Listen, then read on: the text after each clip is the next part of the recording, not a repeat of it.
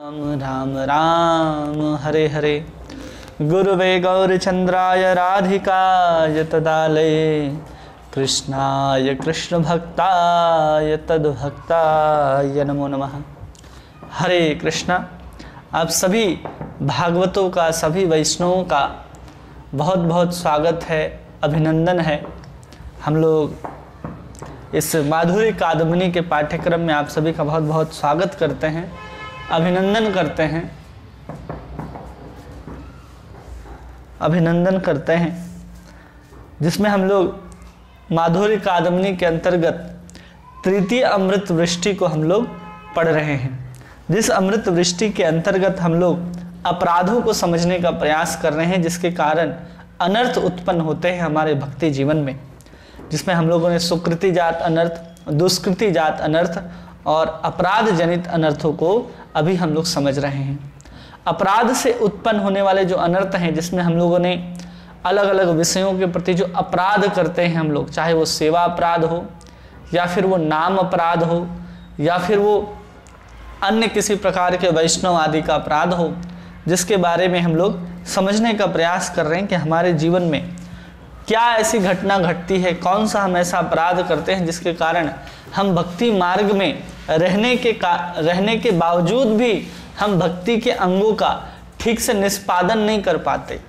जिस भक्ति के क्रिया को हमें जिस तरह से निष्पादन करना चाहिए, हम उसको उस प्रकार से नहीं कर पाते। जब हम किसी भी भक्ति की क्रिया को उस प्रकार से निष्पादन नहीं कर पाते हैं, तो उसमें हम लोग अपने भक्ति जीवन में उस भक्ति अंग के पालन की ऊपर शिथिलता देखने को मिलता है। और ये शिथिलता कहाँ से उत्पन्न होती है? हमारे द्वारा जो भी अपराध होते हैं, उन अपराधों के कारण ये सारे के सारे अनर्थ जो हैं वो उत्पन्न होते हैं। सारे के सारे अनर्थ उत्पन्न होते हैं। इसलिए हमें इन सारे के सारे अपराधों से बचना चाहिए, जिसके अंतर्गत हम लोगों ने कि नाम के बल पर जो पाप करते हैं, नाम अपराधी जो होते हैं, कि जो भगवान के जो नाम हैं, उस नाम को लेकर के चाहते हैं कि हम सारे अपराधों से मुक्त हो जाए, जिसको हम लोग नाम अपराध के श्रेणी में डाल करके हम लोगों ने उसका अध्ययन आरंभ किया।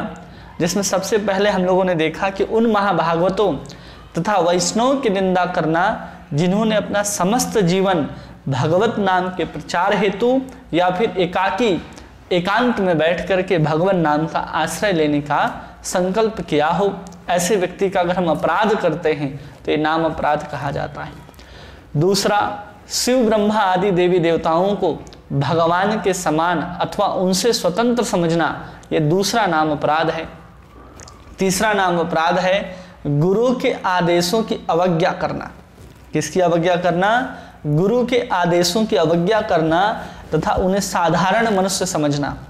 जब हम लोग गुरु के विषय में चर्चा कर रहे थे कि गुरु कैसे होने चाहिए, आप किनको गुरु चुन सकते हैं, तो वहाँ पर इस अपराध की चर्चा कर दी गई थी कि कोई भी व्यक्ति जब अपने गुरु को कोई साधारण समझ लेता है कि अरे गुरु तो अत्यंत साधारण है, जैसे हम खाते हैं, जैसे हम पीते हैं, जैसे हम सारे भौतिक क्रियाओं को, कार्यकलापों को करते हैं, वैसे ही हमारे गुरु भी करते हैं। कोई ऐसा अगर सोच ले, ऐसा कोई समझ ले, तो वहाँ पर हम लोग समझ सकते हैं कि वो नाम अपराध कर रहा है, गुरु के प्रति अवज्ञा कर रहा है। गुरु ने उसको कोई आदेश दिया हो कि तुम प्रत्येक दिन 16 माला का जप करना, या तुम अमुख रीति रिवाज से भगवान का सेवा करना, रोज भगवान को भोग लगाना, मंगल आरती में उठना, ये अलग अलग प्रकार की विधियां और सेवाएं गुरु के द्वारा हमसे शिष्यों को आदेशित की जाती हैं। या फिर हम खुद से गुरु के पास जाते हैं और कहते हैं कि हमने अपने जीवन में एक नया भक्ति के इस अंग को स्वीकार किया है और प्रत्येक दिन हमें इसे करने का संकल्प लिया है। आपने खुद से भी संकल्पित किया हो और आप अपने गुरु के पास जाते हैं और उनको कह देते हैं कि हमने ऐसा ऐसा कार्य विधि, कार्य प्रणाली अपने लिए बनाई है, अपने लिए हमने ये दिनचर्या बनाया है कि हम भगवान का नित्य इस प्रकार से सेवा करेंगे, नित्य इतना नाम भगवान का जप करेंगे। हम गुरु के सामने जब अपने दिनचर्या को सुना भी देते हैं, गुरु ने आदेश नहीं दिया, लेकिन आप स्वयं से जाकर के अपनी दिनचर्या गुरु को सुनाते हैं और गुरु जी उसमें हाँ कर देते हैं, तो उसके भी उस दिनचर्या में भी अगर आप कहीं भी कुछ गलती करते हैं या उसके अनुपालन में आप थोड़ी सी भी शिथिलता को बरतते हैं तो कहा जाएगा कि आप नाम अपराध कर रहे हैं, गुरु के आदेशों की अवज्ञा कर रहे हैं। इसलिए कभी भी हमें अपने गुरु को या किसी भी साधु संतों को कभी भी साधारण नहीं समझना है कि वो साधारण कोई मनुष्य हो सकते हैं, गुरु ऐसा है ही नहीं। वो कौन है? वो हमारे भगवान श्री कृष्ण के ही प्रतिनिधि हैं। भगवान ही हम जीवों के ऊपर कृपा करने के लिए गुरु के रूप में अवतार ग्रहण करते हैं। गुरु और कोई नहीं है, कृष्ण के ही प्रतिनिधि हैं। यहाँ तक कि कृष्ण ही समझ लीजिए हमारे और आपके सामने हम सबको इस संसार सागर से निकालने के लिए गुरु के रूप में अवतार ग्रहण करते हैं और हमें आदेश देते हैं, शिक्षा देते हैं, जिसके माध्यम से हम भगवान कृष्ण की भक्ति करते हैं, भगवान की ओर मुड़ते हैं। इसलिए हमें उन गुरु को कभी भी साधारण नहीं समझना है। भले वो हमारे जैसे और हम सबके तरह देखने और सुनने में लगते हैं कि हाँ हमारे जैसा ही उनका शरीर है, सब कुछ वैसे ही गतिविधियां होती हैं जैसा हम करते हैं। अगर हम ऐसा मानने लग जाएंगे तो हम यहाँ पर वैष्णव अपराध कर रहे हैं, ऐसा समझना, गुरु के आदेशों की अवज्ञा कर रहे हैं, ऐसा समझना चाहिए। इसलिए कभी भी अपने गुरु का जो आदेश है उसका कभी भी ऐसा नहीं करना है कि हम उसको पालन न करें। अगर हम उसका पालन नहीं करेंगे तो हम निश्चित रूप से अपराधी बनेंगे। और गुरु के अगर हम अपराधी बनते हैं तो कहा जाता है कि अगर गुरु के आप अपराधी हैं तो गुरु के अपराधी हैं तो आपको कौन बचा सकता है? अगर भगवान के प्रति अगर आप अपराध कर दिए किसी कारण से तो आपको गुरु बचा सकते हैं, लेकिन गुरु के प्रति ही अगर आप अपराध करेंगे, गुरु के प्रति ही आप द्वेष करेंगे, उनको साधारण मनुष्य समझेंगे, तो भगवान भी आपको बचा नहीं सकते। इसलिए गुरु के प्रति कभी भी अवज्ञा, गुरु के प्रति कभी भी साधारण बुद्धि, मनुष्य बुद्धि हमें या रखना ही नहीं चाहिए। हमें उनको हमेशा ही भगवान के समान ही समझना चाहिए कि भगवान कहते हैं भागवत में कि आचार्य माम विजानीयात, कि जितने भी आचार्य हैं सब मेरे ही स्वरूप हैं, ऐसा समझना चाहिए। चाहे भी किसी भी पंथ मत के आचार्य हों, गुरु हों, वो सब भगवान के ही स्वरूप हैं। और अपने अगर गुरु हैं तो उनकी सोच लीजिए कि जिनसे आपने दीक्षा ग्रहण करी है उनकी कितनी श्रेष्ठता पूर्वक हमें सेवा करनी चाहिए और उनसे कितनी श्रेष्ठता पूर्वक हमें उनके आज्ञा का पालन करना चाहिए, ये सब हमारे ऊपर निर्भर करता है। अगर हम ऐसा नहीं करते तो हम तीसरा नाम अपराध करते हैं, जिसको कहते हैं गुरु को साधारण मनुष्य समझना और गुरु की अवज्ञा करना। ये कभी भी हमें नहीं करनी चाहिए जिनसे आपने दीक्षा ग्रहण की है। अगर आप दीक्षा ग्रहण कर चुके हैं और फिर कहीं अन्यत्र किसी को आप शिक्षा गुरु मानते हैं और अगर आप शिक्षा गुरु को भी इसी तरह साधारण समझते हैं या फिर उनके भी अवज्ञा करते हैं तो उसका भी आपको अपराध लगेगा। इस बात को हमें समझना चाहिए कि जो गुरुजन होते हैं वो चार प्रकार के गुरु होते हैं। एक होता है पथ प्रदर्शक गुरु, जो आपको पथ दिखाए कि आपको इस मार्ग में चलना चाहिए। जैसे आप कहीं जा रहे हो, आप किसी से पूछ लेते हैं कि हमें इस अमुक स्थान पर जाना है, तो ये मार्ग कौन सा होगा, रास्ता कौन सा होगा। हम लोग रास्ते में चलते हुए पूछते हैं ना कि यहाँ से वृंदावन कितना दूर है, यहाँ से मायापुर कितना दूर है। जब हम लोग रास्ता भटक जाते हैं या पता नहीं चलता तो हम लोग किसी से पूछते हैं, तो जो साधारण सा व्यक्ति दिखाई देता है वो जब कहता है कि इस मार्ग में जाइए, इस ओर जब आप मुड़ेंगे तो इतने दूरी पर आपको आपका गंतव्य मिल जाएगा। लेकिन हम उसके आदेशों की अगर अवज्ञा कर देते हैं, उसके ऊपर हम विश्वास न करते हुए अगर उस मार्ग में नहीं चलते हैं तो हम कभी भी उस मार्ग पर पूरे दृढ़ता के साथ और आराम से नहीं पहुंच सकते। हमें मार्ग में चलते हुए हर मोड़ पर हमें संशय उत्पन्न होगा, अरे इधर जाना चाहिए कि इधर जाना चाहिए, अरे यहाँ भी एक चौराहा आया है, यहाँ से किधर मुड़ना है। ये सब समस्याएं उत्पन्न होती हैं एक साधारण मार्ग तक पहुंचने में, एक साधारण गंतव्य तक पहुंचने के लिए इसी संसार में। दूसरा होता है चैत्य गुरु, हमारे अंदर जो बैठे हुए परमात्मा होते हैं। जब हम गलत कार्य को करते हैं या बहुत बड़ी अनहोनी होनी होती है तो परमात्मा कई बार हमको हृदय के अंदर से प्रेरित करते हैं कि जो समय आ रहा है या भी जो कुछ होने वाला है या फिर जो तुम कर रहे हो ये गलत है, इस तरह की जब प्रेरणा हम लोग अंदर से सुनाई देता है, अंदर से हम लोग को प्रेरणा मिलता है, तो उसको कहते हैं चैत्य गुरु। परमात्मा ही उसके रूप में हम लोगों को चेताते हैं कि तुम ऐसा मत करो। और कई बार हम अपने भौतिकता में लिप्त रहते हैं, कई बार हम उस आवाज़ को अनदेखा कर देते हैं, हम लोग उसको श्रवण नहीं करते या हम उसको ध्यान नहीं देते, अरे ऐसे ही मन में आ रहा होगा। कई बार हम लोगों को लगता है ना, अरे मन में आ रहा होगा, और हम लोग उसको टालने का प्रयास करते हैं। तो जब हम उसको टालने का प्रयास करते हैं तो जो चैत्य गुरु का जो आवाज़ है जो आपके हृदय में आती है वो धीरे धीरे आना बंद हो जाएगी।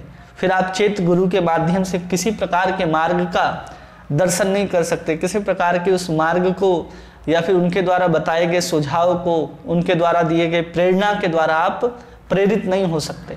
इसलिए अपने जीवन को इतने शुद्धता, इतने सात्विकता से जीनी है कि अपने परमात्मा की आवाज़ को हम कभी भी इग्नोर ना करें, उसको कभी अवहेलना ना करें, उसको एक बार जरूर ध्यान दें। अगर हमारे हृदय में अभी भी वो प्रेरणा उठती है तो हमें वो ध्यान देना है। तीसरे होते हैं शिक्षा गुरु, जो आपको शिक्षा देते हैं वेद की, शास्त्र की, पुराण की, भक्ति की, कि आपको भक्ति कैसे करनी चाहिए, आप भक्ति के मार्ग में कैसे आगे बढ़ सकते हैं। जितने लोग भी आपको शिक्षा देते हैं सब शिक्षा गुरु हैं, जिसकी आप शिक्षा लेते हैं, सुनते हैं। एक से अधिक शिक्षा गुरु हो सकते हैं। और एक चौथे होते हैं दीक्षा गुरु, जिनसे आप मंत्र को प्राप्त करते हैं और उस मंत्र की साधना के माध्यम से आप भगवान को प्राप्त करने का प्रयास करते हैं, जिसके प्रति आप पूर्ण शरणागत होते हैं। जो आपके दीक्षा गुरु कहते हैं वो आखिरी शब्द होगा, आखिरी प्रमाण होगा और आपके लिए आखिरी आदेश होगा। दीक्षा गुरु के आदेश मिलने के बाद कोई विकल्प नहीं रह जाता आपके पास कि अब हमें क्या करना है और क्या नहीं करना है। तो ऐसे 4 प्रकार के गुरु होते हैं। अगर हम इनको, चलो हम पथ प्रदर्शक गुरु को कहीं ना कहीं अवज्ञा कर दें तो परेशानी के साथ हम गंतव्य तक पहुंचेंगे, लेकिन पहुंच जाएंगे। लेकिन वही कोई ऐसा पथ प्रदर्शक हो जो आपको भक्ति के मार्ग की ओर पथ प्रदर्शन कर रहा हो, कि आप अभी जिस मार्ग में चल रहे हैं उससे श्रेष्ठ भक्ति का मार्ग है और आपको प्रेरित कर रहा हो भक्ति के मार्ग में चलने के लिए, तो उसे कभी भी हमें साधारण नहीं समझना है। उसको भी समझना है कि भगवान की कोई अहेतु की कृपा है कि आज तक हम ज्ञान मार्ग में, कर्म कांड में भटकते आए थे। अब इनसे ऊपर चल के हमें अध्यात्म से ऊपर चल करके भक्ति के मार्ग में जाना है। इसलिए हमें इन गुरुओं के प्रति कभी भी अपराध और साधारण बुद्धि नहीं करनी चाहिए, उसमें विशेषकर शिक्षा गुरु की और दीक्षा गुरु से, जिनकी आप शिक्षा लेते हैं या जिनके द्वारा शिक्षा लेते हैं, प्राप्त करते हैं, और दूसरा वे जिनसे आपने मंत्र दीक्षा को प्राप्त करी है या आगे भविष्य में करने वाले हैं, उनकी कभी भी अवज्ञा नहीं होनी चाहिए। यह है तीसरा नाम अपराध, जिसको कहते हैं गुरु की अवज्ञा करना और अपने गुरु को कोई साधारण मनुष्य समझना, ये अपराध है। अब यहाँ पर विशेष रूप से वर्णन करते हैं विश्वनाथ चक्रवर्ती ठाकुर पेज नंबर 193 में, 193 पेज नंबर में, कि श्रुति शास्त्र की निंदा एक नाम अपराध है। श्रुति शास्त्र की निंदा क्या है? एक नाम अपराध है। श्रुति शास्त्र क्या होता है? श्रुति और स्मृति, हमारे जो जितने भी शास्त्र हैं, ग्रंथ है, उसको 2 भागों में बांटा जाता है। एक को कहते हैं श्रुति, जितने भी वेद हैं, 4 वेद जो हैं हमारे, अथर्ववेद है, ऋग्वेद है, सामवेद है और यजुर्वेद है, ये चारों वेद जो हैं इनको श्रुति कहा जाता है। श्रुति इसलिए कहा जाता है क्योंकि आज से बहुत 5000 वर्ष पहले जब वेद व्यास जी ने इनको लिपिबद्ध नहीं किया था, उसके पूर्व जितने भी वेद थे वो सब एक गुरु परंपरा, गुरु शिष्य परंपरा के माध्यम से एक गुरु जो है वो प्रवचन करता था या फिर उनके श्रुतियों को, उसके मंडलों को उच्चारण करता था। उनके मंत्रों को उच्चारण करते हुए ही शिष्य जो है उनको श्रवण करते थे और श्रवण करते के साथ ही वो अपने हृदय में उसको हृदयस्थ कर लेते थे, मस्तिष्क में धारण कर लेते थे और अपने कंठ पर कंठस्थ कर लिया करते थे, एक बार ही श्रवण करने मात्र से। इसलिए जितने भी वेद हैं हमारे यहाँ और उपनिषद हैं, मुख्य रूप से 108 उपनिषद माने जाते हैं, और जो 108 उपनिषद हैं उसमें भी 11 उपनिषद मुख्य माने जाते हैं, जिसमें मुख्य रूप से श्वेताश्वेतर उपनिषद है, केन उपनिषद है, कठो उपनिषद है, प्रश्न उपनिषद है, ईशो उपनिषद है, इस तरह के श्वेताश्वेतर उपनिषद है। इस तरह के कुछ उपनिषद हैं, जो 11 उपनिषद जो है उसमें भी बहुत प्रमुख माने जाते हैं। तो ये जो हैं उपनिषद और वेद, इनको हम लोग श्रुति कहते हैं, जिसको सुन करके हम लोग ज्ञान को अर्जित करते हैं। और जितने भी पुराण हैं, अष्टादश पुराण हैं, 18 पुराण, उन सबको हम लोग स्मृति कहते हैं, जिसको हम लोगों ने लिखा है। लिखने के बाद ही वो प्रकट हुआ है। पहले कोई इतिहास को भी सुनाता था तो पहले वेद वेदांत की चर्चाएं होती थी, और ये सब चीज़ों को घटनाक्रम है वो सबको अपने अपने तरीके से याद हुआ करता था। अब उसको स्मृति क्यों कहते हैं, इसको समझना है कि पुराण स्मृति क्यों आ जाता है। जैसे आज के समय में बहुत सारी घटनाएं हैं जो घट रही हैं, और आज हम किसी न किसी माध्यम से उन घटनाओं को सुनते हैं, जानते हैं, समझते हैं, उनके तथ्य को भी जानते हैं कि किस प्रदेश में कौन सी घटना घटी, क्या अपराध था, क्या वहाँ घटनाएं घट रही हैं। जैसे वर्तमान समय में हम लोग देखते हैं कि जोशी मठ जो स्थल है वो धीरे धीरे जमीन के अंदर जा रहा है, दरारें पड़ रही हैं, भूस्खलन हो रहे हैं। तो इसको हम लोग अभी देख रहे हैं। हम वहाँ पर जा कर के उस घटना को तो नहीं देख रहे, लेकिन उस घटना को हम किसी दूरदर्शन के माध्यम से, किसी अन्य जो हम तक पहुंचने वाले जो संचार पद्धति है उसके माध्यम से हम उसको समझने का प्रयास कर रहे हैं, उसको जानने का प्रयास कर रहे हैं। उसी प्रकार हमारे पुराण और इतिहास में जितने भी घटनाएं लिखी हैं पहले वैसे ही घटित हुआ करती थी, और घटित होने के बाद उस समय उसको लोग जान लिया करते थे किसी न किसी माध्यम से कि ये घटना इस स्थान पर ऐसे ऐसे घटी। चाहे बलि के यहाँ वामन अवतार हुआ हो, चाहे अन्य किसी प्रकार का अवतार ग्रहण किया गया हो, ये सब लोग जान लिया करते थे। तो उसको स्मृति कहा जाता है कि कोई कहीं से आया, उस घटना को फिर सुनाया जा रहा है। जैसे आप पुराण में भी पढ़ते हैं तो वहाँ पर उस घटनाक्रम को कैसे सुनाया जाता है। जैसे आप विदुर और मैत्रेय का संवाद अगर भागवत के अंदर पढ़ेंगे तो वहाँ पर विदुर जी से मैत्रेय जी पूछते हैं कि मैं छोड़ करके जब आ गया था तो वहाँ की घटना बताइए कि कैसे पांडवों ने गृह त्याग किया है, उसके बाद आपने घर को छोड़ा, भगवान अभी कहाँ हैं। जब ये सब प्रश्न पूछा जाता है, उद्धव और विदुर जब मिलते हैं तब ये प्रश्न पूछते हैं, क्योंकि वहाँ पर उद्धव थे जब भगवान इस भौतिक जगत को छोड़ करके अपने नित्य धाम में जा रहे थे, तो उस समय उद्धव उनके सामने थे। तो इस घटना को वहाँ पर स्वयं विदुर जी पूछते हैं, तो ये वहाँ से एक घटना तुरंत वहाँ पर पहुँची, और इसके कारण वहाँ विदुर जी को इस बात की जानकारी हुई। तो ऐसे स्मृति हुआ करते थे, वो उस घटनाक्रम को देखा, सुना, जाना और उसको वहाँ आकर के बताया गया।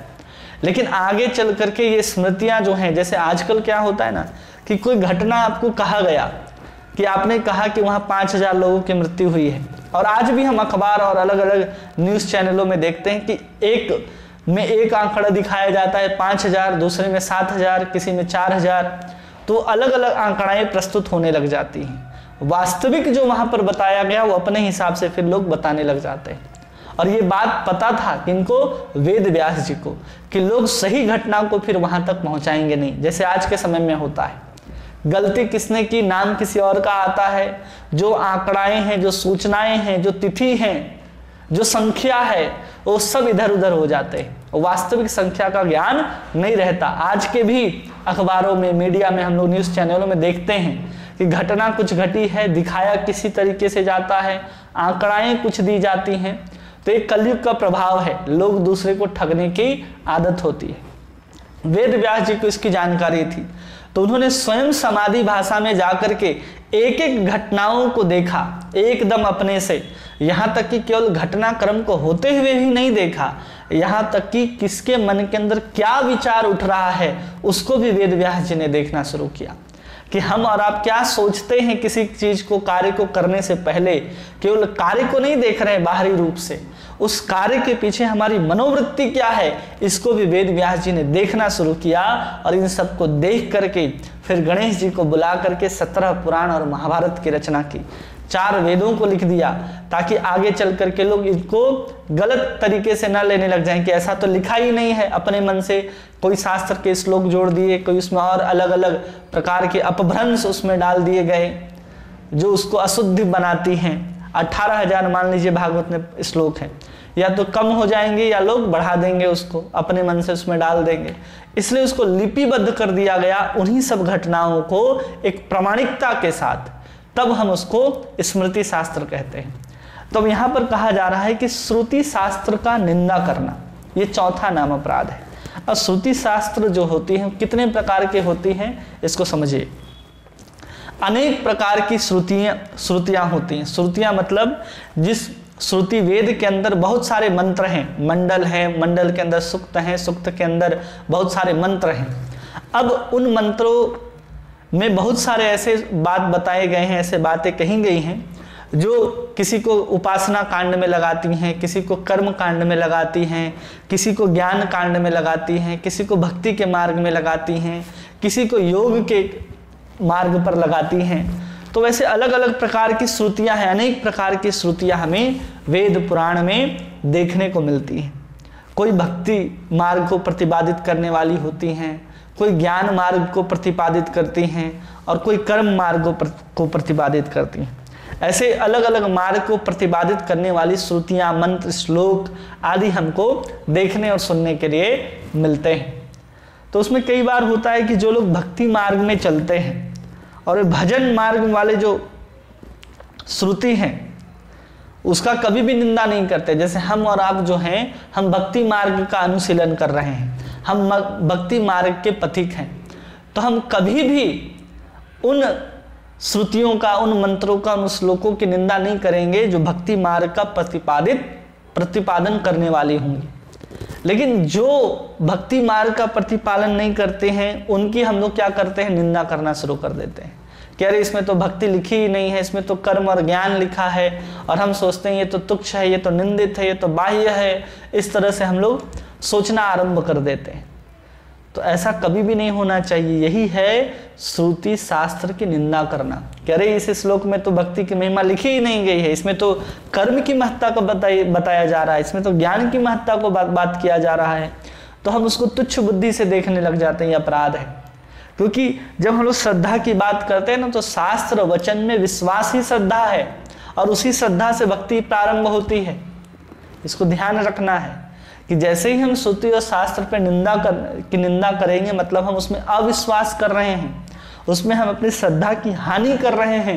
जब हम वेद पुराण शास्त्र आदि की निंदा करने लग जाते हैं कि अरे उसमें तो ये भी लिखा है, ये भी लिखा है, या फिर कई बार ऐसे श्लोक, ऐसे मंत्र देखने के लिए मिलते हैं जो दिव्य लगते हैं, जो हमें लगते हैं कि हमारे भौतिक पहुंच से परे हैं। कुछ अलौकिक दिव्यता की बात होती है कि एक ऐसा भी स्थल है जो स्वर्ग है, या इस भौतिक दुनिया के बाहर ही एक आध्यात्मिक जगत है।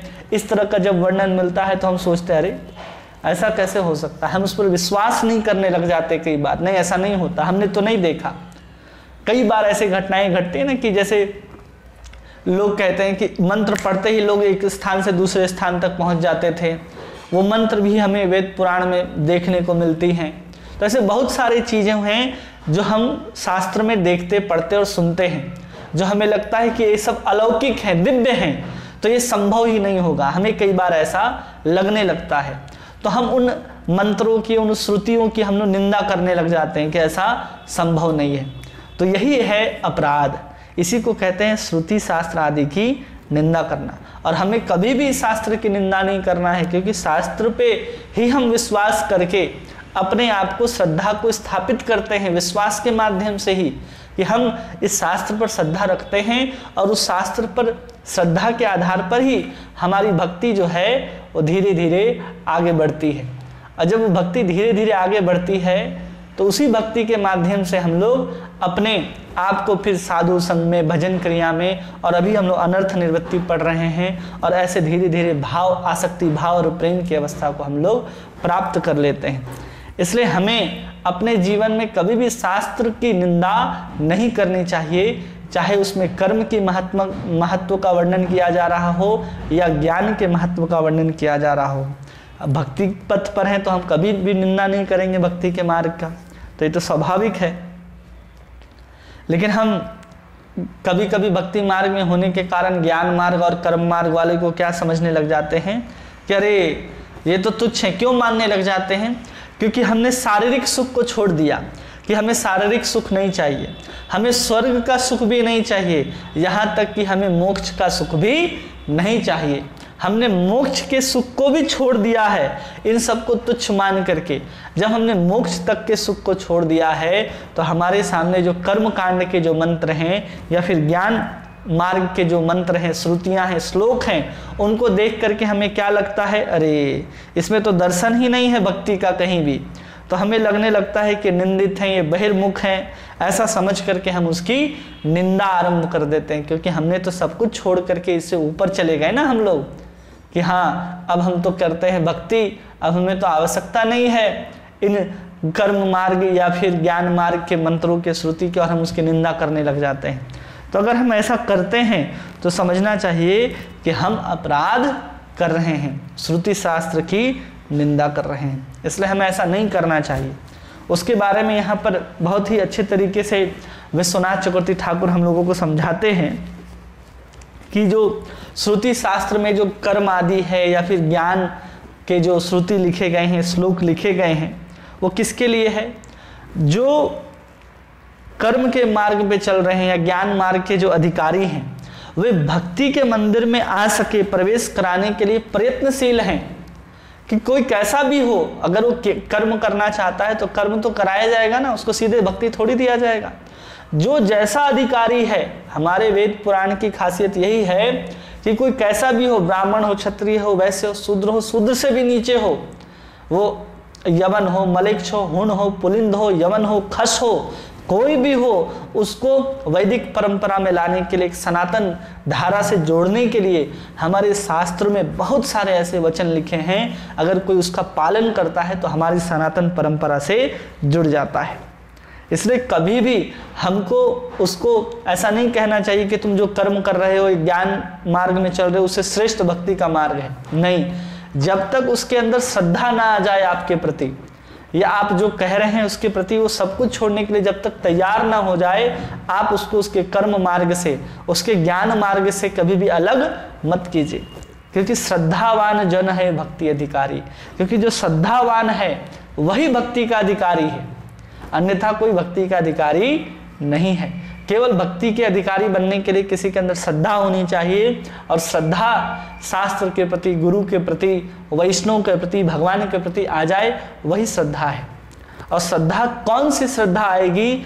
तो उससे के द्वारा जो भक्ति का जो बीज है वो अंकुरित और प्रतिफलित होते हुए प्रेम के सुंदर पुष्प को और फल को धारण करता है। ये हम लोग और आप समझ चुके हैं कि कैसी श्रद्धा की बीज होनी चाहिए। उस श्रद्धा के बीज के द्वारा हम भक्ति को बढ़ा सकते हैं। तो यहाँ पर कहा जा रहा है कि जो ऐसे लोग हैं जो कर्म मार्ग में चल रहे हैं, ज्ञान मार्ग में चल रहे हैं, तो कर्म मार्ग में चलने वाले क्या करते हैं?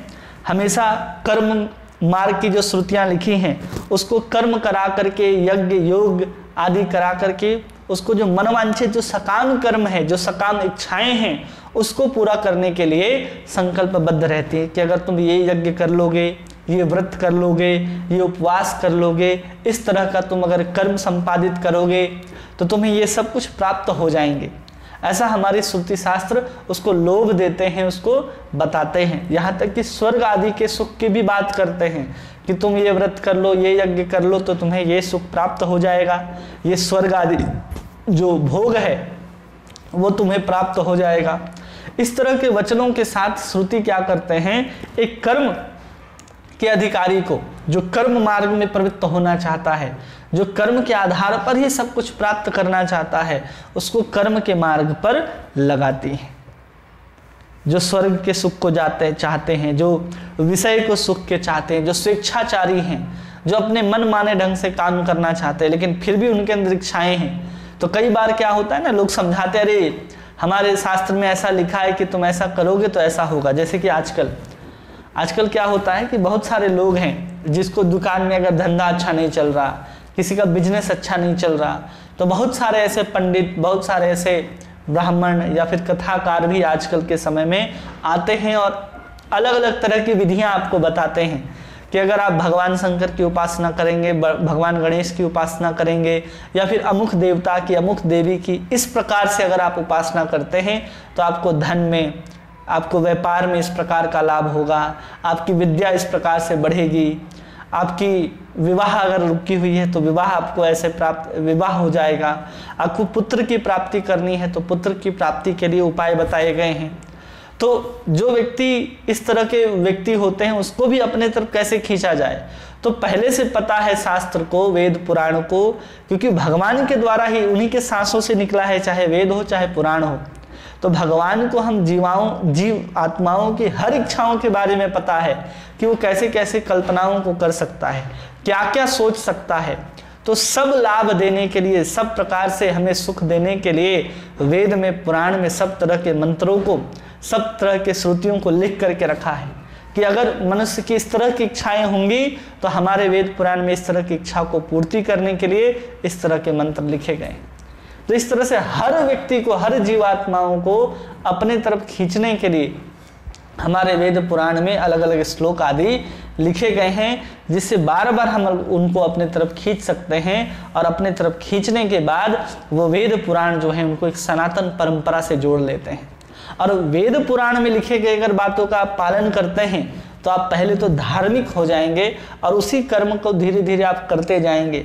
तो कर्म करते करते जब आपको पता चल जाएगा कि बार बार हम कर्म करते हैं वो फल प्राप्त होता है, फिर भी हमें वही सांसारिक दुख ही प्राप्त होता है। अंत में कुछ समय के लिए हमें प्राप्त होने के बाद हमको सुख का अनुभव तो करते हैं, लेकिन परिणामतः हम बाद में उसको दुख ही अनुभव करते हैं।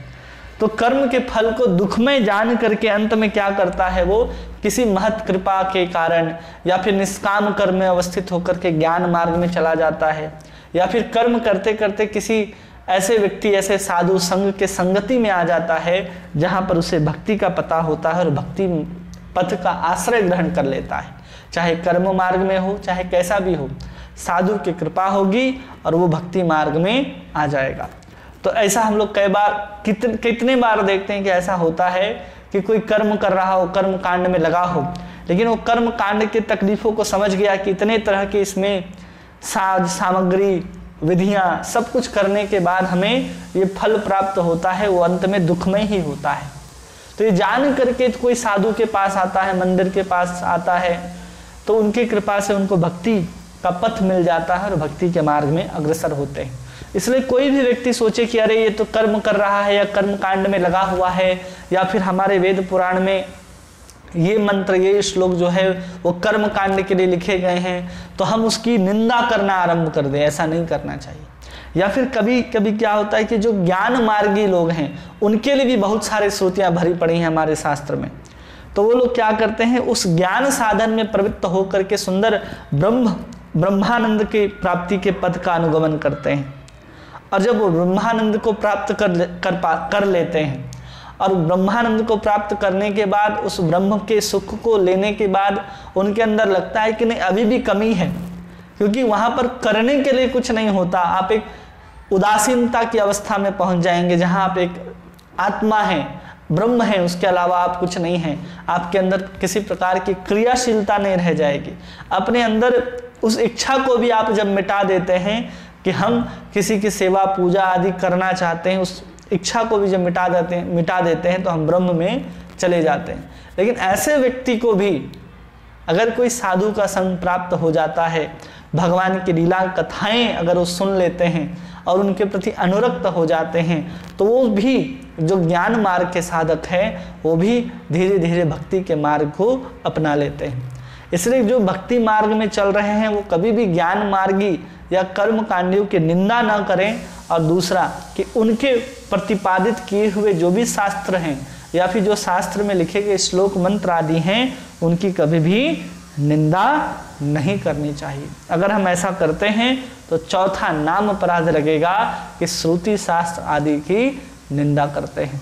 अगर किसी कारण हमने ऐसा कर दिया है तो यहाँ पर उसका उपाय भी बताते हैं और कहते हैं कि भक्ति साधकों का अगर ये अपराध हो जाता है किसी कारण से, तो ज्ञान और कर्म कांडीय श्रुतियों को जो यथार्थ रूप से जानने वाले व्यक्ति हैं कि इसका प्रतिपादन हमारे शास्त्रों में क्यों किया गया है, अगर हम उन महत् पुरुषों का संग करते हैं और उनकी कृपा से उन श्रुतियों के महत्व के बारे में हम लोग जब श्रवण करते हैं तो श्रवण करने के बाद जब हम फिर से उन श्रुतियों की प्रशंसा करने लग जाएंगे या उन श्रुतियों का जिन्होंने आश्रय ग्रहण कर रखा है, कर्म मार्गी हूँ या ज्ञान मार्गी हूँ, उनकी हम पुनः पुनः अभिनंदन करने लग जाएंगे और उच्च स्वर से जब नाम संकीर्तन करेंगे तब हम इस अपराध से मुक्त हो जाएंगे, अगर हम इस चौथे नाम अपराध को करते हैं तो इस प्रकार से यहाँ पर हमारे जो विश्वनाथ चक्रवर्ती ठाकुर हैं वो चौथे नाम अपराध को यहाँ पर इस तरह से समझाते हैं।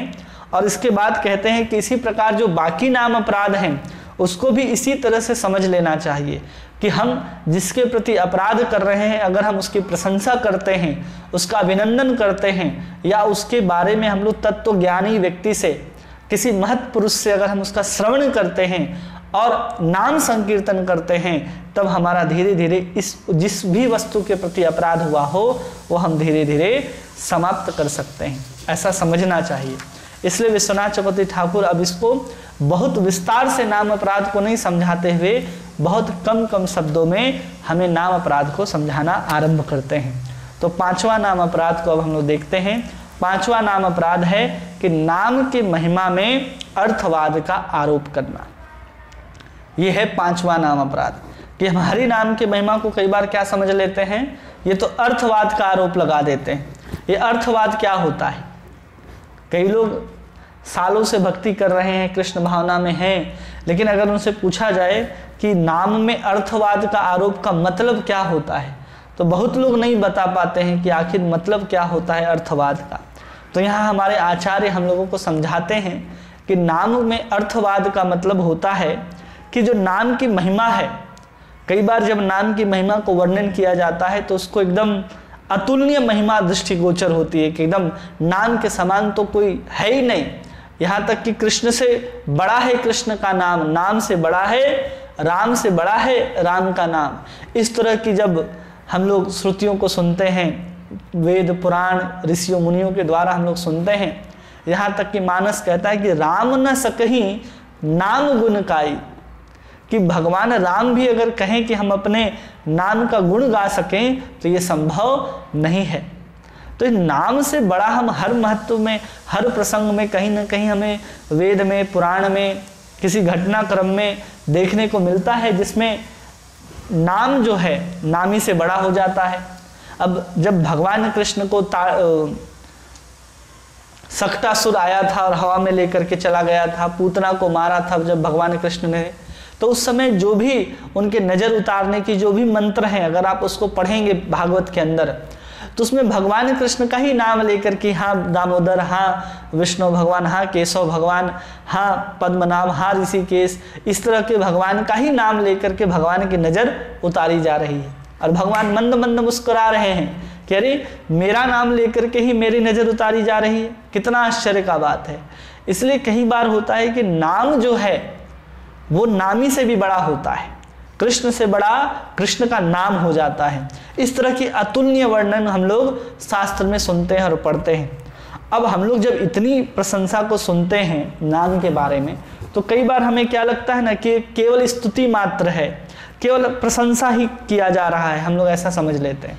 जब हम उस नाम के महिमा को इस तरह से समझ लेते हैं कि वो केवल नाम की महिमा को बढ़ाने के लिए है, तो ये है पांचवा नाम अपराध, जो हम नाम में अर्थवाद का आरोप कर देते हैं। और दूसरा कि किसी भी शास्त्र में जब वर्णन मिलता है कि इतनी महिमा क्यों गाई गई है नाम में, तो हम सोच लेते हैं कि नाम की महिमा शास्त्र में इसलिए गाई गई है, इसलिए कही गई है कि हम जनसाधारण लोगों को उस नाम के प्रति रुचि जागृत हो जाए, हम नाम के प्रति आसक्त हो जाएं।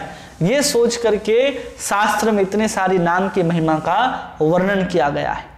और हम लोग जब ऐसा सोच लेते हैं तो ये भी नाम में अर्थवाद का आरोप है। ऐसा भी हमें नहीं करना चाहिए। नाम की महिमा कहा जाता है कोई बिंदु मात्र भी वर्णन करने में समर्थ नहीं है, बिंदु मात्र भी कोई नाम की महिमा को वर्णन नहीं कर सकता है।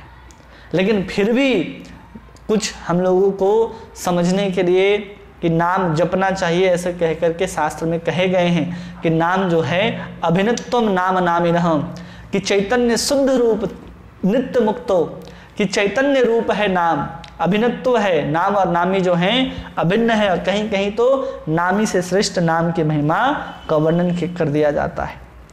इसलिए नाम की महिमा को अगर भली भांति कोई समझ जाए तो नाम में कभी भी अर्थवाद का आरोप नहीं लगाएगा कि अरे नाम को तो बढ़ा चढ़ा करके कहा जा रहा है, अरे नाम की इतनी महिमा क्यों गाई जा रही है। कई बार हम लोग ऐसा भी समझ लेते हैं, अरे इतना साधारण, केवल हरे कृष्ण कृष्ण कृष्ण हरे हरे, हरे राम राम राम हरे हरे, इसमें इस साधारण सा लगता है लोगों को। कई बार लोगों को कह दो केवल राम राम जपो, कृष्ण कृष्ण कृष्ण कृष्ण जपो, तो उनको लगता है अरे साधारण सा नाम, ये क्या हमको दे देगा, इससे क्या हो जाएगा। और हम जब उसको नाम की महिमा सुनाने लग जाते हैं, या हम कहीं से श्रवण करने लग जाते हैं, अध्ययन करने लग जाते हैं, तो हमें लगता है नहीं, ये कुछ ज़्यादा ही लिखा जा रहा है, क्योंकि हमने अभी तक अनुभव नहीं किया है। इसलिए जब हम नाम को जप करने लगेंगे तो हम खुद से अनुभव करने लग जाएंगे, और जब हम खुद से अनुभव करने लग जाएंगे उस नाम को, तो हम कभी भी इस नाम के ऊपर अर्थवाद का आरोप नहीं लगाएंगे। इसलिए कब उत्पन्न होता है, जब कोई नाम की महिमा को भली भांति जानने वाले जो महत् पुरुष हैं, जो नाम अच्छे तरीके से जपते हैं, ध्यानपूर्वक जपते हैं, श्रेष्ठता के साथ जपते हैं, अगर हम उनके संग से बचेंगे, अगर हम उनके संग का अभाव रहेगा हमारे जीवन में, तब हमारे जीवन में ये नाम के प्रति जो अर्थवाद, जो पांचवा नाम अपराध है, ये हमारे साथ जन्म लेता है, हमारे भीतर उत्पन्न होता है। इसलिए हमें इस नाम अपराध से बचने के लिए ऐसे साधु, ऐसे वैष्णव का संग करना चाहिए जो नाम के महिमा को भली भांति जानते हैं और समझते हैं। तब हम अपने जीवन में इस पांचवा नाम अपराध, जो नाम के बल नाम में अर्थवाद का आरोप करना है, हम उससे बच सकते हैं।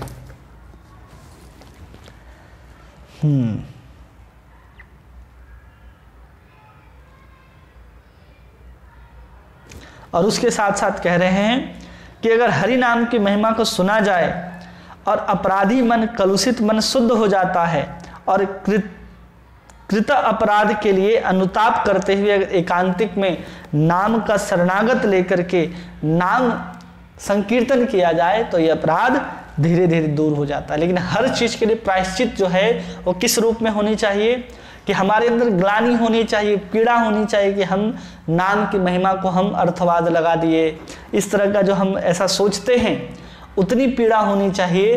तब धीरे धीरे नाम संकीर्तन करते हुए इन अपराधों से हम मुक्त हो सकते हैं, और इन अपराधों के कारण उत्पन्न होने वाले अनर्थ हैं, जिस अनर्थ के कारण हम भगवान से दूर होते हैं, उनसे हम बच सकते हैं।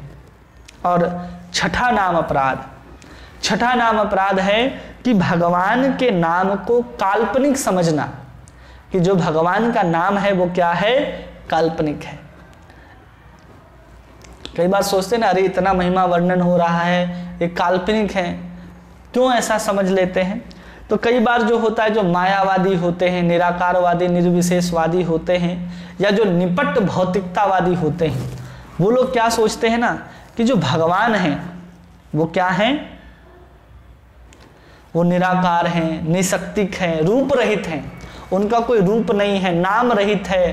तो इस तरह का वो मानते हैं, परब्रह्म को निराकार मानते हैं। तो उनका कोई स्वरूप ही नहीं होगा, उनका कोई आकार ही नहीं होगा, उनकी कोई क्रिया ही, कोई स्वभाव ही नहीं होगा, कोई लक्षण ही नहीं होगा, तो हम उनका नामकरण कैसे कर सकते हैं। हम किसी का नामकरण करते हैं तो किस आधार पर नामकरण होता है किसी का भी। जैसे आजकल तो हम जो आंख से अंधा भी हो उसको भी हम नयन सुख नाम रख देते हैं, जो अनपढ़ भी हो उसका भी नाम विद्यासागर देखा जाता है, जो बहुत गरीब हो उसका भी नाम धनी राम देखा जाता है। लेकिन जो नाम वास्तव में होता है वो उसके स्वभाव को, उसके स्वरूप को, उसके लक्षण को, उसके रूप को प्रतिपादित करता है। जैसे ही आप उसका नाम लेंगे उसका स्वरूप आपके मन मस्तिष्क में आ जाना चाहिए। जैसे आप मोर, एक शब्द है मोर, जैसे ही आप मोर शब्द को बोलते हैं तो उस शब्द में ही क्या छिपा होता है, उस पूरी की पूरी मोर की आकृति छुपी होती है। सुंदर एक उपवन होता है, वहाँ एक मोर जो है विहार कर रहा है, नाच रहा है। ये आपके मन में अपने आप उस मोर के प्रति एक छवि अंकित हो जाती है, अरे वाह मोर कितना सुंदर है। जैसे ही गुलाब जामुन आप बोलेंगे, काला सा एकदम रस में डूबा हुआ गुलाब जामुन आपके मन के अंदर आता है। जैसे ही गुलाब जामुन बोल रहे हैं उसके साथ उसके जो वास्तविक अर्थ है, उसका जो रूप है, उसका जो स्वरूप है, उसका जो स्वभाव है, वो सब आपके मन में अंकित हो जाता है। जब तक उसका स्वरूप, रूप, लक्षण अंकित ना हो, उस नाम का भी कोई महत्व नहीं रह जाता। जैसे आज के समय में जैसे उदाहरण दिया हमने कि जो गरीब हो उसका नाम धनी राम हो जाता है, कोई अनपढ़ हो उसका नाम भी हम लोग विद्याचंद रख देते हैं। तो इस तरह के हम लोग विपरीतताओं को देखते हैं, तो उसको देखने के साथ ही हमारे मन मस्तिष्क में ऐसा चित्र अंकित होकर के नहीं आता कि हम जिस स्वरूप को बोल रहे हैं वही हमारे सामने आ जाए। किसी किसी का नाम जगन्नाथ होता है, अब जगन्नाथ जैसे ही शब्द बोलते हैं तो हमारे सामने उस दारू ब्रह्म के समान बड़े बड़े गोल गोल जो जिनके नेत्र हैं वो हमारे सामने प्रकट होते हैं। जैसे ही कृष्ण कहते हैं हमारे सामने सुंदर सांवला सा स्वरूप प्रकट होता है, पीतांबर फहरा रही होती है, वैजयंती माला गले में लटक रही होती है, श्रीवत्स का चिन्ह उनके हृदय वक्ष स्थल पर दिखाई देता है, सुंदर मोतियों की माला, वन मालाओं को उन्होंने धारण कर रखा है, बाएं हाथ पर उन्होंने सुंदर बांसुरी धारण कर रखी है, दाहिने हाथ पर गाय चराने की लकुटी धारण कर रखी है, दाहिने तरफ कमर में सुंदर एक श्रृंगी को लटका रखा है, उसके ऊपर सुंदर गहरी नाभि कमर हमें दिखाई देना प्रारंभ होता है, सुंदर उल्टे शंख के समान जिनकी गर्दन दिखाई देती है, सुंदर सुंदर जो कान होते हैं इसमें सुंदर 2 मत्स्य आकार के कुंडल दिखाई देते हैं, सुंदर घुंघराले बाल जिसके ऊपर सुंदर पगड़ी धारण कर रखा है और उस पगड़ी के ऊपर सुंदर मोर के पंख को धारण कर रखा है। ये सुंदर आकृति को हम लोग श्रवण कर पाते हैं। कृष्ण के नाम को अपने मन मस्तिष्क में लाते के साथ ही ये स्वरूप हमारे सामने प्रकट हो जाता है। तो जो लोग मायावादी होते हैं या जो लोग भौतिकतावादी होते हैं वो लोग ऐसा सोचते हैं कि जो परम ब्रह्म है वो तो निराकार है, निरासक्तिक है, कोई रूप नहीं है, तो उसको परम तत्व ब्रह्म को ही मानते हैं। और मानते हैं कि ऐसा लोग मानते हैं, ये लोग जो निर्विशेषवादी हैं या मायावादी हैं ये या भौतिकतावादी हैं, जिनको लगता है कि जो जिनका हम बात करते हैं राम और कृष्ण ये भी हमारे और आपके जैसे भौतिक ही रहे, इनको भौतिकतावादी कहते हैं। तो वो मानते हैं कि ऋषियों ने अपने कार्य को सिद्ध करने के लिए राम और कृष्ण आदि की कल्पना की है, ऐसा मान लेते हैं।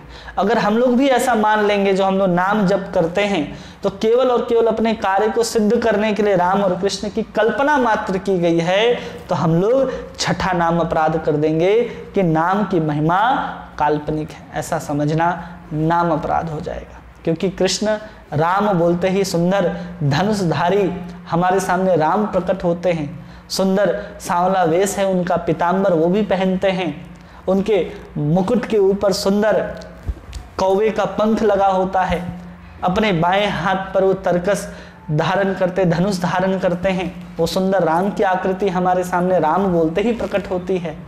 तो हम कैसे मान ले कि राम अलग हैं और राम है ही नहीं, थे ही नहीं, कोई इतिहास के महापुरुष नहीं है, वो साक्षात परब्रह्म हैं राम और कृष्ण। इसलिए कभी भी ऐसा नहीं समझना चाहिए कि काल्पनिक हैं और ऋषियों ने अपने मन के हिसाब से उस निराकार जो नाम विहीन है, रूप विहीन है, उनको नामकरण कर दिया है, ऐसा नहीं किया है।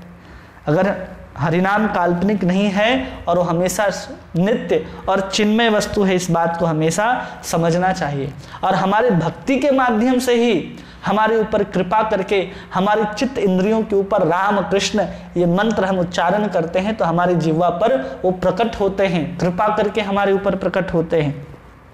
अगर हम उनको काल्पनिक मान लेंगे तो हमारे ऊपर नाम प्रभु की कभी भी कृपा नहीं होगी। इसलिए हमें कभी भी नाम को काल्पनिक समझना ही नहीं है। अगर हम नाम की महिमा को काल्पनिक समझेंगे तो हम हमेशा हमेशा के लिए इसी धराधाम में रह जाएंगे, कभी भी हम भगवत धाम नहीं जा पाएंगे। इसलिए कभी भी हमको नाम को काल्पनिक नहीं समझना है। लेकिन जो निराकार भौतिकतावादी निर्विशेषवादी होते हैं वो राम कृष्ण आदि के नाम को भी काल्पनिक समझ लेते हैं कि नाम लेने से कुछ नहीं होगा, राम राम करने से नहीं होगा, कृष्ण कृष्ण करने से कुछ नहीं होगा। हम लोग कहते हैं ना, तुम बार बार गुलाब जामुन कहोगे तो तुम गुलाब जामुन तुम्हारे सामने प्रकट तो नहीं हो जाता। हाँ ठीक है, लेकिन एक बार जिसने गुलाब जामुन खाया हो वो गुलाब जामुन जैसे ही नाम लेता है तो उसके सामने वो स्वाद, रंग, रूप सब प्रकट हो जाता है। हम उसका केवल नाम और स्मरण करके भी कुछ समय के लिए आनंद ले सकते हैं मन के इंद्रियों के द्वारा। तो सोचिए, जो इस तरह से हम केवल एक साधारण वस्तु को इस तरह से आनंद ले सकते हैं। और दूसरा उदाहरण इससे ऊपर कि अगर किसी का नाम बलराम है, कृष्ण है, गोपाल है, मधुसूदन है, इस तरह के नाम हैं। अगर हम उनके नाम को अगर बोलते हैं कि नंदलाल ए गोपाल इधर आओ, तो जिस व्यक्ति का नामकरण उस नाम से किया जाता है वो व्यक्ति आपके तरफ मुड़ करके देखता है कि नहीं देखता है।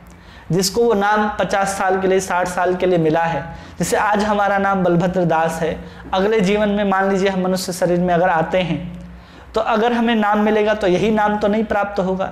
उस समय हमको जो नाम प्राप्त होगा उस नाम से अगर कोई हमें पुकारेगा तो हम तुरंत मुड़ करके देखेंगे कि हाँ कौन आवाज दे रहा है। तो सोचिए, जिस नाम से नामी अभिन्न हो जाता है वो परमात्मा, परब्रह्म, सर्वेश्वर, करुणा निधान कृष्ण का नाम हम जब बार बार पुकारेंगे तो उनके नाम को बार बार पुकारने से, जिनका नाम जो है चिन्मय है, शुद्ध है एकदम, तो सोचिए उसमें कितना आनंद होगा। कृष्ण के नाम में ही कृष्ण समाये हुए हैं और कृष्ण के ही कृपा से हमारे जीवा पर नाम जो है प्रकटित होता है।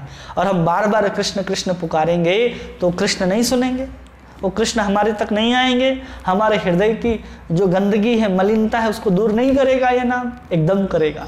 ऐसा विश्वास करना है, इस तरह की मान्यता को मान करके अपने जीवन में कृष्ण के नाम के महत्व को समझना है और उसे कभी भी काल्पनिक नहीं समझना है। अगर हम ऐसा करेंगे तो नाम प्रभु की कृपा जो हम लोगों के ऊपर होनी चाहिए वो कृपा कभी भी नहीं होगी। 7वां नाम अपराध है नाम के बल पर पाप करना। 7वां नाम अपराध क्या होता है? नाम के बल पर पाप करना। अगर कोई व्यक्ति नाम लेता है और सोचता है कि हम नाम लेंगे और नाम लेने से क्या हो जाती हैं, हमारे जितने भी जीवन के विघ्न हैं, बाधाएं हैं, सब दूर हो जाते हैं, सारे प्रकार के अनर्थ दूर हो जाते हैं नाम को ग्रहण करने से, ऐसा सोच करके कोई बार बार पाप आचरण करे और सोचे कि हम बार बार नाम ले लेंगे और नाम लेकर के हम अपने जीवन से उस पाप को दूर कर लेंगे, तो समझना चाहिए वो भयंकर नाम अपराध है कि आप नाम ले रहे हो और नाम के बल पर आप उन अनर्थों को, उन बाधाओं को, उन पाप आचरण के द्वारा किए गए कर्म को, फल को आप मिटा रहे हैं। ये भयंकर नाम अपराध है।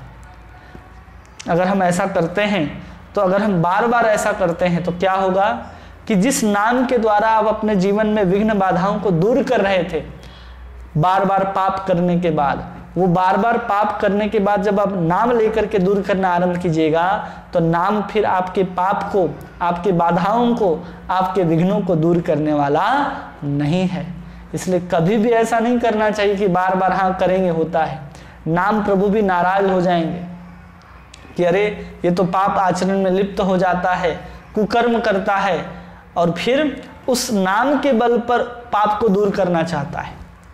नाम के बल पर पाप को दूर करने का प्रयास नहीं करना है कभी भी, क्योंकि नाम कोई साधारण वस्तु नहीं है। नाम तो है जो हम जीवों के अंदर जितने भी अविद्याएं हैं, हमारे हृदय के जो दुर्बलताएं हैं, जो हम बार बार विषय के प्रति आसक्त हो जाते हैं, हृदय की दुर्बलता के कारण वो नाश कर देता है नाम। यहाँ तक कि जो पाप करने की जो मति होती है हमारी बुद्धि, हम उस पाप की मति को भी कृष्ण के नाम से दूर कर लेते हैं। यहाँ तक कि अविद्या रूपी जो हमारे अंदर जो आवरण चढ़ा हुआ है, उस आवरण को भी, अविद्या को भी नाश कर देती है। और यहाँ तक कि वासना, जो पाप करने की वासना, इच्छा भी होती है, उस इच्छा को भी पूर्ण तरह से धो डालता है नाम।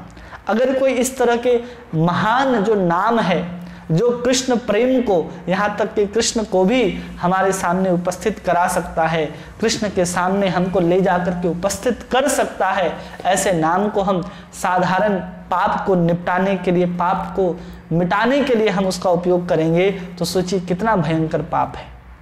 अगर बहुत बड़ा कोई अधिकारी हो, कोई प्रधानमंत्री हो, या कोई राज्य का या फिर देश का सेक्रेटरी हो, अगर आप उससे कोई साधारण सा काम कराएंगे, किसी नगर पंचायत में नाला नहीं बन रहा है, या किसी ग्राम में या वार्ड में बिजली की समस्या है, जो आप उसको जाकर के प्रधानमंत्री को कहेंगे कि ये समस्या समझा दो, तो प्रधानमंत्री है भाई, उसके तो एक इशारे पे वो काम हो जाएगा। आपके यहाँ नाली, सड़क, बिजली सब दुरुस्त कर दिए जाएंगे।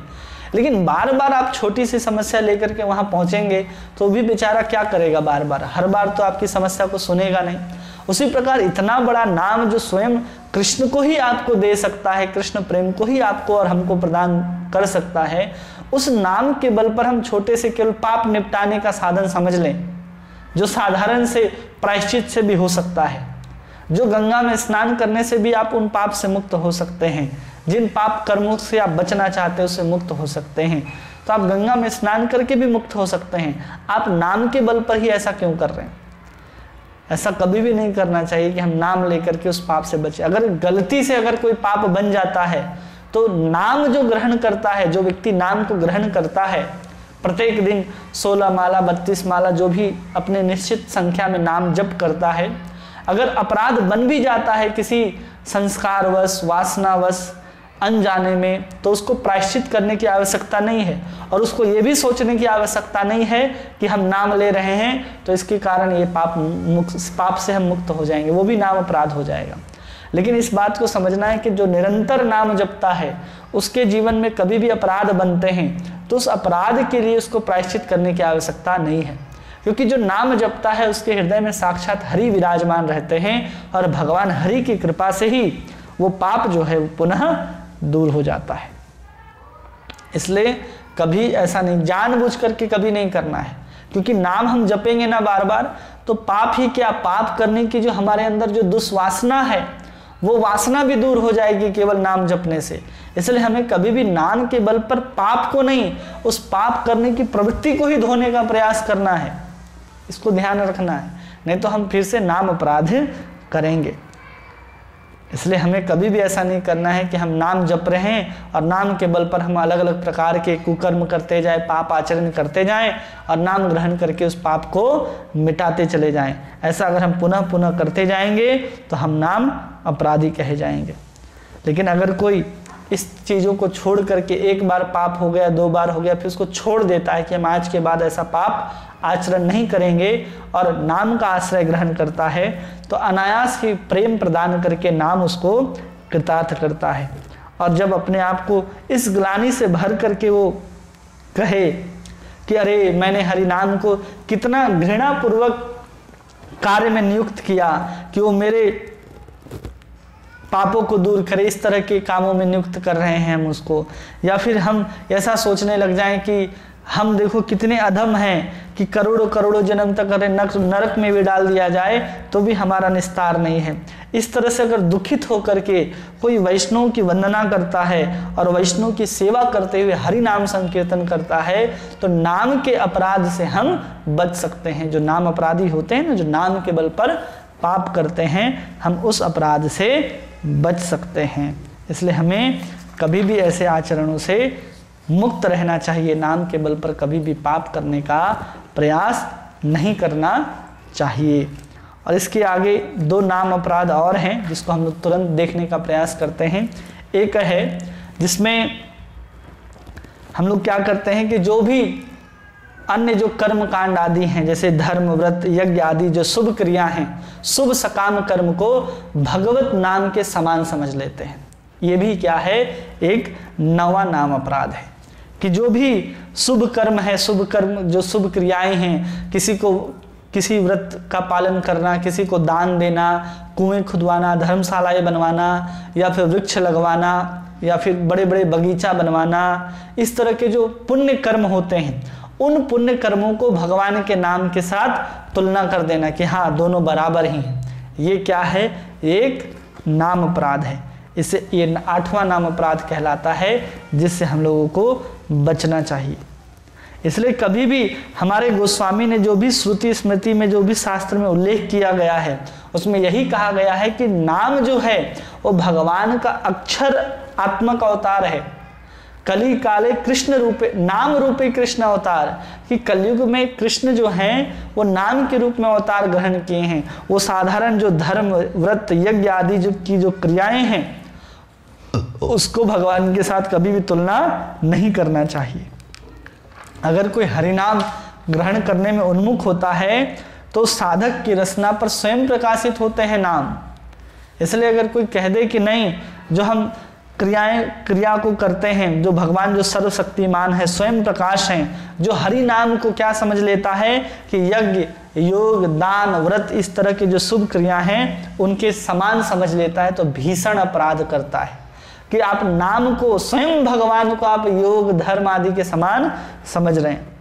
ये क्या है, एक हरि नाम के प्रतीक प्रमाद कहा जाता है कि आप हरि नाम लेकर के आप व्रत का पालन करना चाहते हैं, आप हरि नाम ग्रहण न करने पर आप योग करना चाहते हैं, आप हरि नाम ग्रहण नहीं करके आप यज्ञ करना चाहते हैं, आप अन्य शुभ क्रियाओं को करना चाहते हैं। ये क्या है? एक हरि नाम के प्रति प्रमाद है, आपका आलस्य है। इसलिए आप हरि नाम को छोड़ करके आप अन्य किसी महत्व को, आप किसी अन्य शुभ कर्मों को इतना महत्व दे रहे हैं। और कई बार हम लोग ऐसे महत्व देने के चक्कर में धर्म को, यज्ञ को, योग को, व्रत को या अन्य तरह के जो शुभ कर्म हैं उसको भगवान के नाम के समान समझ लेते हैं। ये भीषण अपराध होता है। अगर हम इस अपराध से बचना चाहते हैं तो हमें क्या करना होगा कि हमें किसी साधु के संग में आना होगा और उससे नाम की महिमा का श्रवण करना होगा और अनुतप्त होकर के नाम के शरणागत होकर के हमें नाम संकीर्तन करना होगा। अगर हम इस प्रकार से नाम संकीर्तन करते हैं तो हमें कभी भी जीवन में इस तरह के दोष का सामना नहीं करना पड़ेगा कि हम नाम को भी साधारण किसी धर्म, कर्म, योग, क्रिया के आदि के समान समझेंगे। नाम तो स्वयं भगवान है, उसको कभी भी ऐसा साधारण नहीं समझना चाहिए। 9वां नाम अपराध है कि अश्रद्धालु व्यक्ति को नाम की महिमा का उपदेश देना। अश्रद्धालु व्यक्ति मतलब जो श्रद्धावान व्यक्ति नहीं है, अगर आप उसको नाम की महिमा को सुना देते हैं और वो आपके नाम की महिमा को श्रवण करके उसका अवहेलना कर देता है तो उसका अपराध किसको लगेगा? उस बेचारे को भी अपराध लगेगा और आपको भी अपराध लगेगा। इसलिए कभी भी ऐसे व्यक्ति को नाम की महिमा को उपदेश नहीं सुनाना चाहिए जिसके अंदर आपके प्रति या नाम के प्रति, शास्त्र के प्रति या भगवान के प्रति श्रद्धा न हो।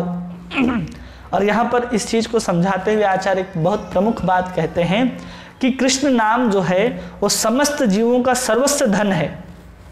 ये तो है कि हर व्यक्ति के जीवन में जो कृष्ण का नाम है वो सर्वस्व धन है, उससे बढ़ करके कोई दूसरा धन है ही नहीं। कृष्ण नाम से बड़ा, राम नाम से बड़ा कोई धन नहीं है। लेकिन अगर कोई ऐसे विष्ठा भोगी जो सूअर के समान है, जो विषयों में हमेशा निरत रहता है, लगा रहता है, अगर हम ऐसे व्यक्ति को क्या करेंगे, नाम की महिमा का अमूल्य रत्न जो है उसको प्रदान करने का प्रयास करेंगे, तो आपको जो विष्ठा भोगी जो सूअर है आपके नाम की महिमा को क्या महत्व देगा? वो तो ऐसे साधारण जैसे मल का वो वमन करता है वैसे ही वो हमेशा मल ही वमन करेगा। आपके द्वारा दिए गए नाम रूपी रत्न को कहाँ से समझ पाएगा, बल्कि उसका आदर नहीं कर पाएगा और उसका अवज्ञा करके उसको त्याग कर देगा। तो अगर कोई व्यक्ति ऐसा करता है कि किसी ऐसे व्यक्ति को नाम की महिमा का उपदेश दे देता है तो उसका क्या होगा? वो तो स्वयं मरेगा ही, साथ में जो व्यक्ति ने उसको उपदेश दिया है नाम के प्रति, वो नाम के प्रति अपराध कर देता है कि वो अश्रद्धालु व्यक्ति को नाम की महिमा का उपदेश दे देता है। अब यहाँ पर हम लोगों के अंदर प्रश्न आ सकता है कि हम लोग नगर संकीर्तन करते हैं और चारों तरफ घूम घूम कर हम लोग हरे कृष्ण कृष्ण कृष्ण हरे हरे, हरे राम राम राम हरे हरे, इस मंत्र का हम लोग जोर जोर से उच्चारण करते हैं और उसमें अश्रद्धालु व्यक्ति भी सुन रहे हैं और श्रद्धालु व्यक्ति भी श्रवण कर रहे हैं, तो उसमें हम लोगों का नाम लगेगा या अपराध लगेगा या नहीं लगेगा? तो आचार्य कहते हैं कि उसमें दोनों प्रकार के लोग होते हैं। जब आप नगर संकीर्तन करते हैं कोई पूर्ण रूप से अश्रद्धालु नहीं होता और कुछ उसमें श्रद्धालु भी होते हैं। जब हम उच्च स्वर से नाम संकीर्तन करते हैं और किसी के कानों के अंदर जब नाम की ध्वनि जब सुनाई देती है तो उसमें किसी प्रकार का कोई नाम अपराध नहीं होता। आप उसमें किसी अश्रद्धालु व्यक्ति को उपदेश नहीं कर रहे हैं।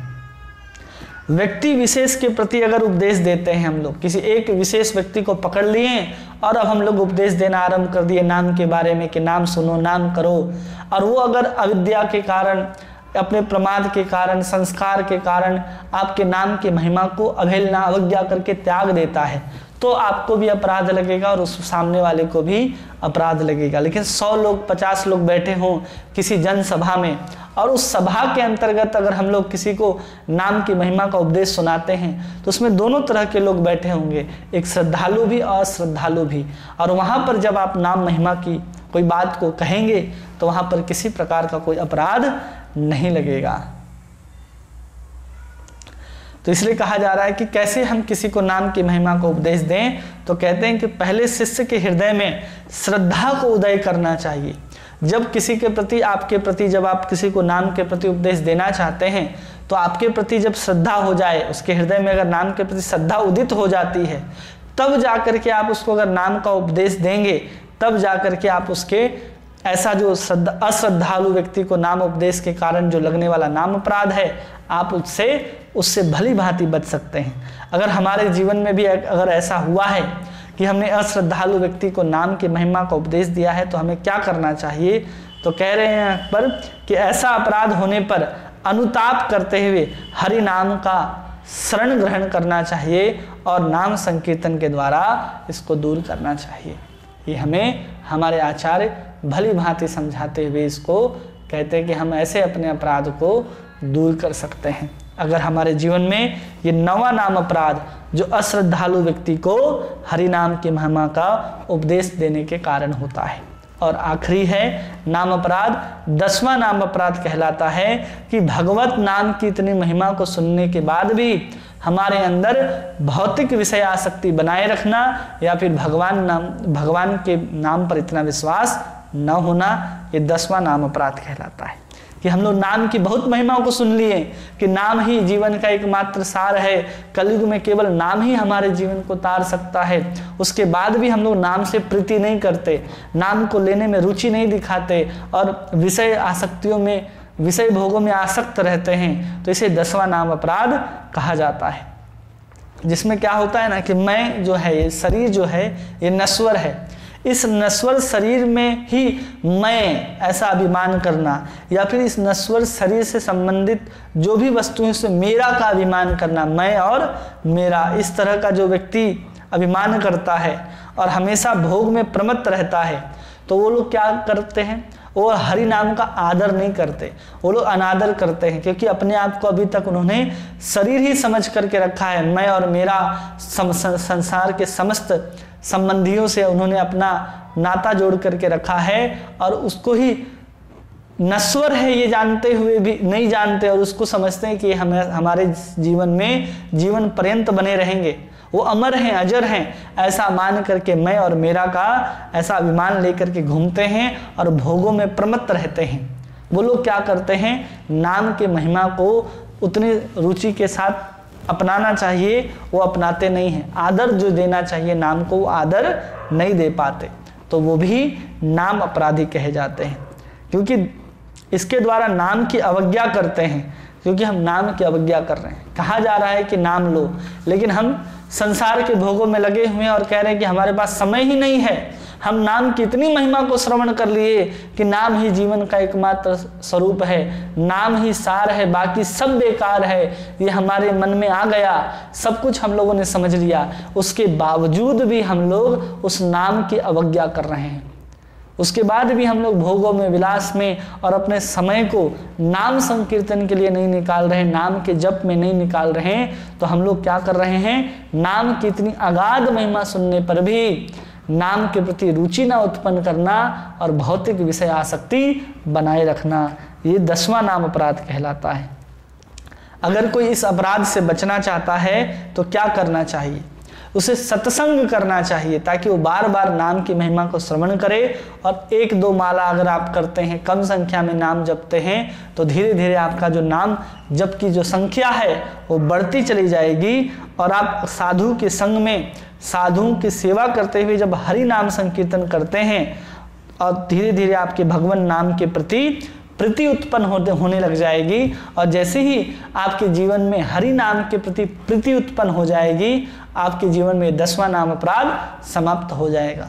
लेकिन जब तक हरि नाम के प्रति प्रीति उत्पन्न नहीं होती हमारी, तब तक हम ये 10वां नाम अपराध करते ही रहेंगे। हम सब कुछ जानते हैं, लेकिन हम लोगों से ये 10वां नाम अपराध होता ही होता है। हमें लगता है कि अरे हम तो नाम जपते हैं, हम तो अपराध नहीं करते, लेकिन हमारे जीवन में उस नाम के प्रति जितनी प्रीति होनी चाहिए, वो प्रीति साधु संग और साधु सेवा से ही आती है। बार बार उनके द्वारा श्रवण कराए गए नाम महात्मा को, भगवान की कथाओं को श्रवण करके हम नाम के महिमा को और दृढ़तापूर्वक, श्रेष्ठतापूर्वक, आसक्तिपूर्वक, रुचिपूर्वक जब ग्रहण करने लग जाते हैं, तब समझना चाहिए कि हमें अब नाम के प्रति प्रीति हो गई है। हम अब अपने शरीर को, नश्वर शरीर को मैं नहीं मानता और अपने नश्वर शरीर से संबंधित किसी अपने वस्तु को मेरा न मान करके अपने आप को हम आत्मा मानते हैं। भगवान के नित्य दास के रूप में अपने आप को स्वीकार करते हुए जब हम नाम को पूरी प्रीति के साथ लेना आरंभ कर देते हैं, तब हमारे जीवन में उत्पन्न होने वाली जो 10वां नाम अपराध है कि भगवत नाम की अगाध महिमा सुनने पर भी भौतिक आसक्ति, विषय आसक्ति को बनाए रखना और नाम में रुचि न होना, इस तरह के अपराध से हम लोग मुक्त हो सकते हैं। ये हुए 10 प्रकार के नाम अपराध। इस 10 नाम अपराध क्या क्या होते हैं, इसको हम लोगों ने विस्तार से समझा है और उन नाम अपराधों से कैसे बचा जाता है इसको भी हम लोगों ने समझा है। और यही है कि नाम अपराध के कारण या अपराध से उत्पन्न होने वाले अनर्थ, अगर हम इस प्रकार के 10 नाम अपराध, 32 प्रकार और अन्य प्रकार के जो सेवा अपराध हैं, उन सब से बच जाते हैं। नाम अपराध से हम कैसे बचेंगे? किसी साधु के संग और उस तत्व को अगर समझने लग जाएंगे, तत्व को समझेंगे साधु के संग में और साधु के संग में उस तत्व को समझ जाएंगे, चाहे नाम तत्व हो, विष्णु तत्व हो, शिव तत्व हो, इस सब चीज़ों को जब समझ जाएंगे तो उनके प्रति श्रद्धा उत्पन्न हो जाएगी।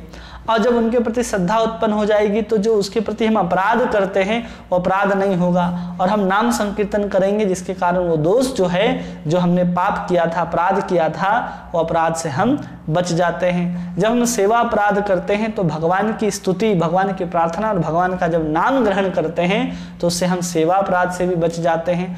तो इन अपराधों से उत्पन्न होने वाले अनर्थों के बारे में हम लोग समझें।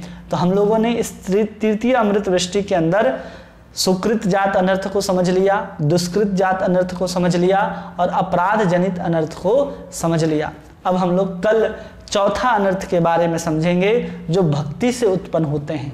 भक्ति भी हम लोग करते हैं तो उससे किस प्रकार से अनर्थ उत्पन्न होता है, इसको हम लोग अगली कक्षा में समझने का प्रयास करेंगे। तब तक के लिए आप सभी भक्तों का बहुत बहुत धन्यवाद। किसी का अगर कोई प्रश्न है जो आप पूछना चाहते हैं तो पूछ सकते हैं, जो बात आपको न समझ में आई हो।